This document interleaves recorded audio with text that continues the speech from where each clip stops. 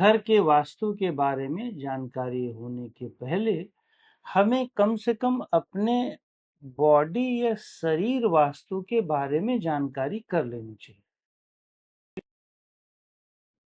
घर के वास्तु के बारे में मेरी जानकारी नहीं है, किंतु शरीर वास्तु के बारे में जानकारी मैं दे सकता हूँ। वो इसलिए क्योंकि शरीर का vastu one of the best vastu. यदि इसमें देखो तो नॉर्थ ईस्ट का पार्ट जो हमारा चेहरा है, हेड नॉर्थ है और फेस फ्रंट ईस्ट है, तो नॉर्थ ईस्ट हुआ। सामान्यतया नॉर्थ ईस्ट को हम सबसे बेहतर मानते हैं, ठीक है। वो इसलिए मानते हैं क्योंकि नॉर्थ ईस्ट ज्ञान का द्वार है। यहां से हम बाहर निकलते हैं। इन्हीं पांचों इंद्रियां जो फ्रंट में है, कान साइड में है, पर ज्यादातर आंख, नाक, मुंह, बोलना, त्वचा भी रख लो, तो ये सारा फ्रंटल है। यदि आप देखो तो इन्हीं के माध्यम से मन बाहर निकलता है और इन्हीं पांचों के माध्यम से मन को बाहर से ज्ञान अंदर की ओर मिलता है। यदि ये पांचों ना हो नॉर्थ ईस्ट में, एक को हटा दो, ये चारों ना हो तो क्या आपको बाहर से अंदर ज्ञान मिल सकता है या अंदर से बाहर जा सकते हैं? बिल्कुल उसी तरह जैसे किसी घर के मुख्य दरवाजे से ही आप बाहर निकलते हैं और अंदर आते हैं। खिड़की से तो अंदर बाहर नहीं जाते ना। तो इसी तरह हमारे मुख्य द्वार बाहर निकलने के और अंदर आने के, यही अंदर लेने के।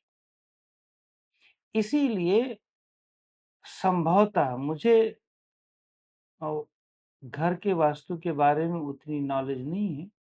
संभवतः या यूं कहो कि 100% इसी के आधार पर घर वास्तु की उत्पत्ति हुई होगी।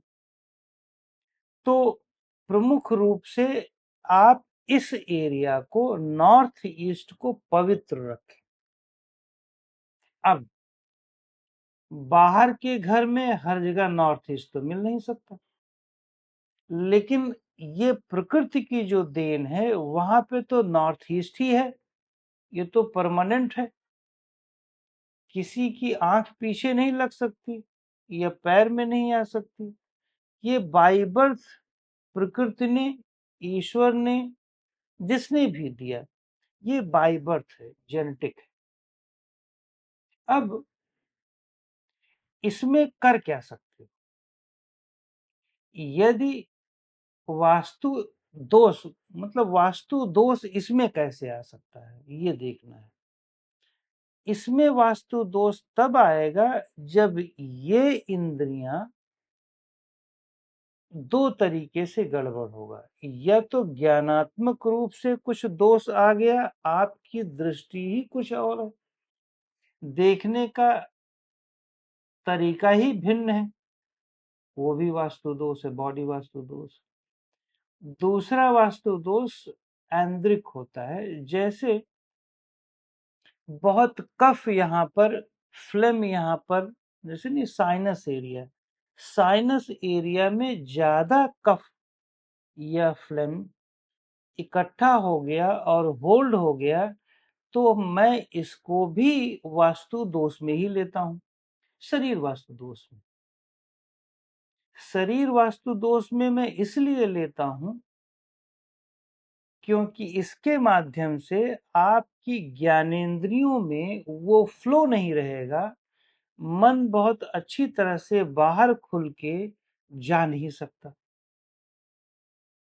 आंखें बंद हैं, ढीली हैं, सांस अंदर नहीं ले पा रहे हो क्योंकि नाक बंद है, मुंह से सांस ले रहे हो, नाक की जगह मुंह से सांस लेना शुरू कर दिए, तो इसको हम बॉडी वास्तु दोष मानते हैं। तो अगर टेक्निकली देखो तो बॉडी वास्तु दोष में ज्ञानेंद्रियों के अंदर अगर कुछ प्रॉब्लम शारीरिक रूप से या फिजिकल रूप से आ गई तो हमारे दृष्टिकोण बदल जाते हैं, देखने के तरीके भी बदल जाते हैं। अब जैसे ये शारीरिक है, जैसे आपको अल्कोहल पिला दिया जाए, आप बहुत अच्छे हैं, ज्ञानी हैं, आप देखो क्या बोलने लगते हो, फालतू की क्रियाएं आपसे होने लगेंगी, नशा तो आ ही जाएगा। नशा जब आएगा तो आप के अंदर क्या क्या हरकतें होती हैं।